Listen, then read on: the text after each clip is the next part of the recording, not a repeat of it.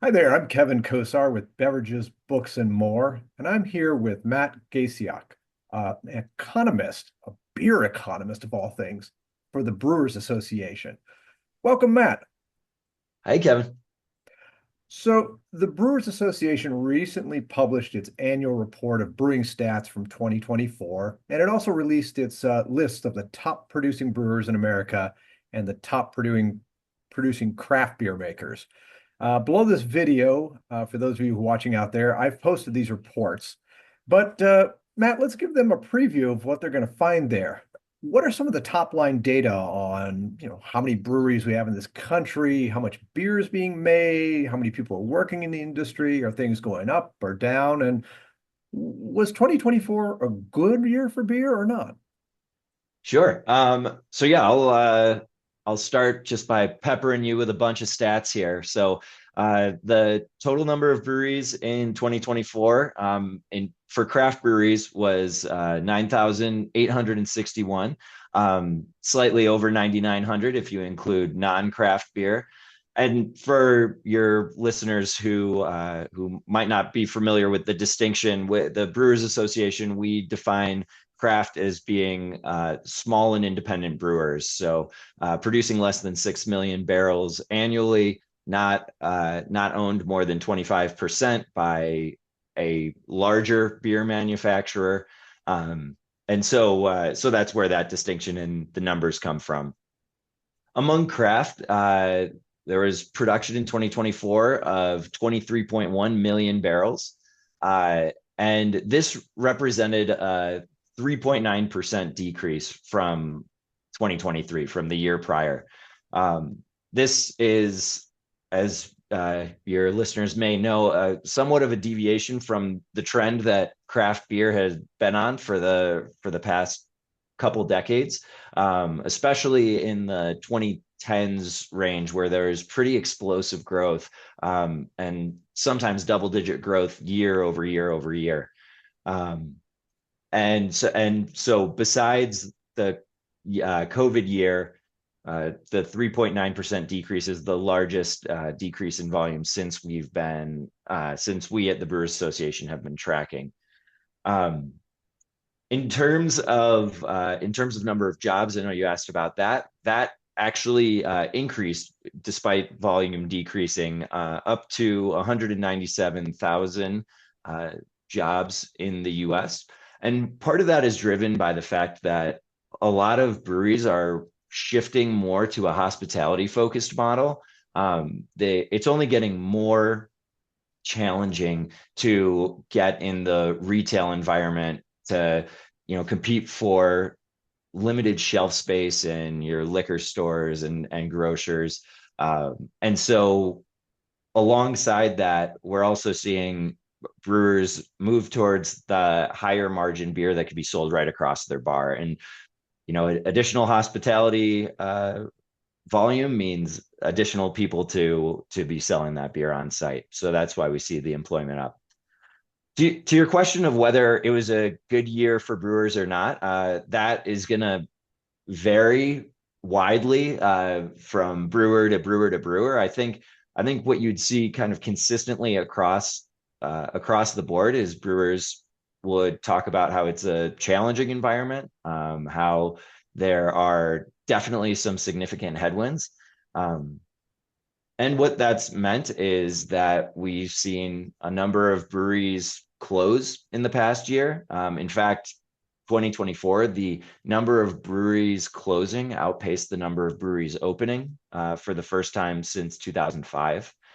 Um, but at the same time, in 2024, there were also some breweries that had their biggest year of growth that they've ever had. 50% increase, bigger, larger than 50% increase in volume. So a huge range, but I think what's consistent is folks understanding that these are certainly different times than the 2010s, and that it takes as much creativity in updating the business model as it does in updating the beer portfolio to make sure that they could still find success these days.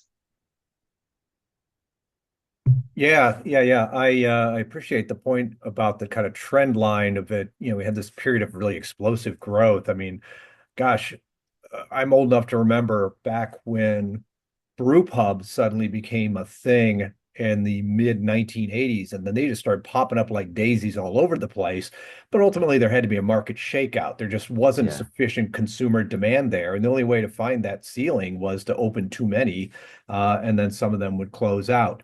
Yeah. Now, yeah, I've had the impression, just things I've read, people I know in the industry, that the past 5 to 10 years, it's been it's definitely been a challenging time for beer makers, Yeah. especially the smaller craft brewers. For example, my cousin ran a terrific craft brewery in Ohio called R. Mm. Shea Brewing, and oh man, I mean, the beers were unbelievably good, and I've been drinking the stuff beers for 30 years. COVID-19 came along, the lockdowns, Yeah. suddenly he couldn't sell to bars because bars couldn't open. He couldn't serve it across the counter. Then inflation came on top of that, and suddenly the malt and the hops, and the labor costs were going up, up, up. Uh, you know, was that idiosyncratic to the to my cousin's brewery, or Yeah. were those factors that rocked brewers across the country? Your cousin was certainly not alone in that regard. COVID-19 disrupted, I mean, I don't need to tell anyone that it disrupted the world, let alone craft beer, but craft beer wasn't spared that, especially when we look at the fact that craft beer over indexes in draft. So in terms of both volume and dollar sales, craft outpaces some of the macro breweries for draft beer compared to the share that craft has overall.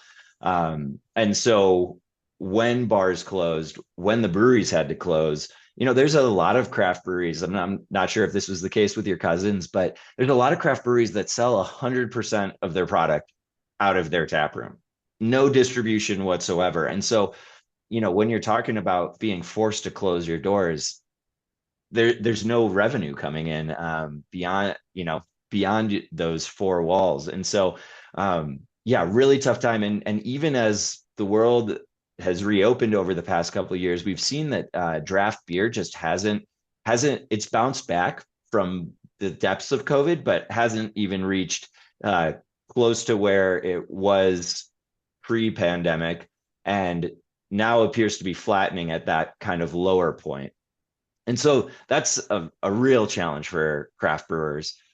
Then you point to the cost of inputs, and that is also very real. The supply chain disruptions that happened due to the pandemic that led to some of the inflation that we saw. And for a while, prices were just skyrocketing, and even as they've leveled, it doesn't mean that they're going down, at this point. So those higher input costs, including wages, are have stayed really high, and the price of beer hasn't matched that inflation rate. So the price that craft brewers are getting isn't going up in proportion to the cost of their inputs, which if that's where the money is made, is in the difference there. And so yeah, margins are getting squeezed, and without the ability to expand volume, there are this is kind of a story that we're seeing play out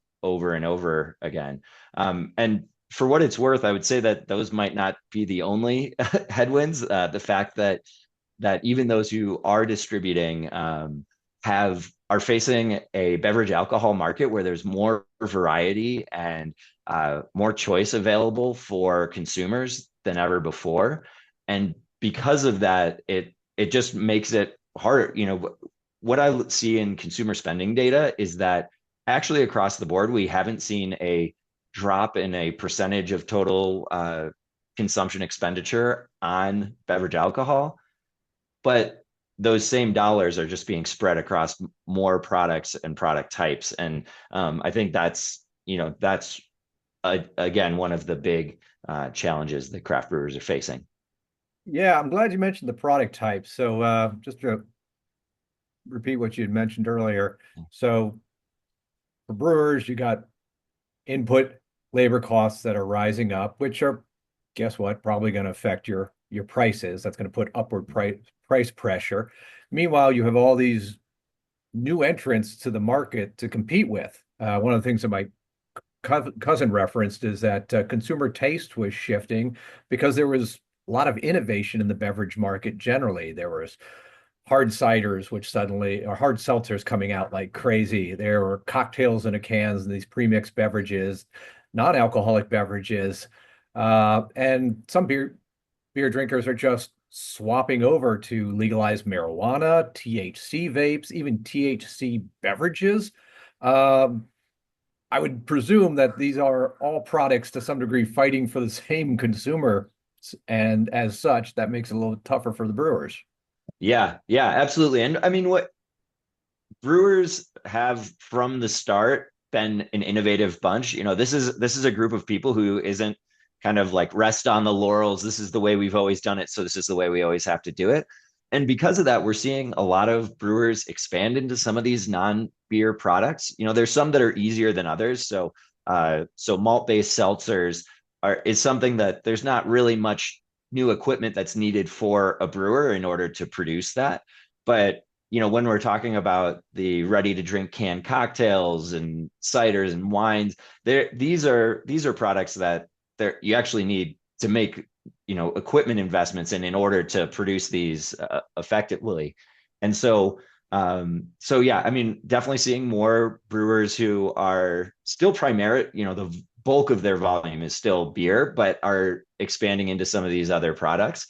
And then others that in their tap room where state regulations allow will offer maybe someone else's products in the wine and spirits space as a way to make the space more inviting and welcome to all kinds of consumers. We're kind of seeing in the consumer data that drinkers are becoming more omnibulous. If this is a word that you're not familiar with, it's consumers that are drinking more of everything, more different kinds of beverage alcohol, and because of that, when someone goes out to have a beer, they might also start with a beer and then move to want to have a cocktail later, or start with a beer and then want to have a hop water or a non-alcoholic beer. And so having those options available to consumers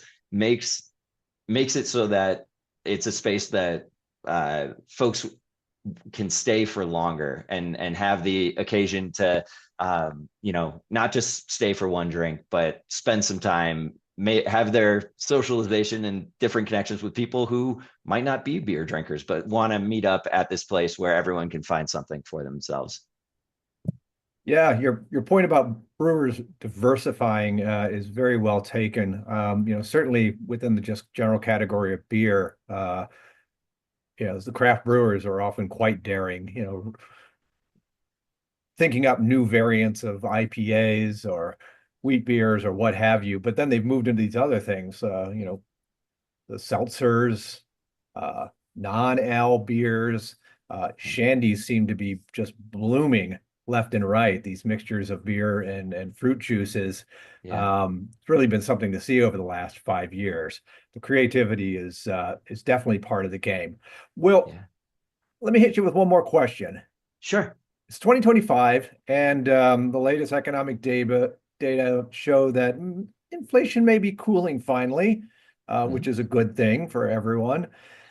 Certainly, lockdowns, the COVID stuff is all a thing of the past. We're back to being a mobile and get out sort of society, no longer sheltering in place. How does the short-term future look for beer? And I've got to add that I would think that tariffs have to be awfully scary to brewers. um yes, I think right now for craft brewers, one of the big challenges is uncertainty. With the tariff discussions being so dynamic and changing on a regular basis, it makes it really difficult for brewers and small business owners to make decisions that they could feel comfortable about for 6 months down the road, a year down the road, and so with the rate of inflation cooling, as you said, we'll see how tariffs impact that kind of at the economy level.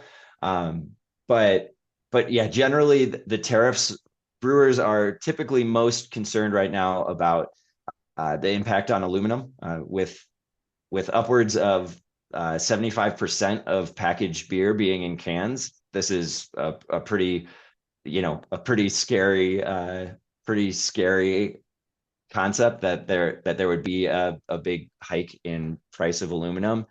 Um, Additionally, a bunch of the barley for craft brewers comes from Canada, so a tariff there could have impact. And then a lot of brewing equipment.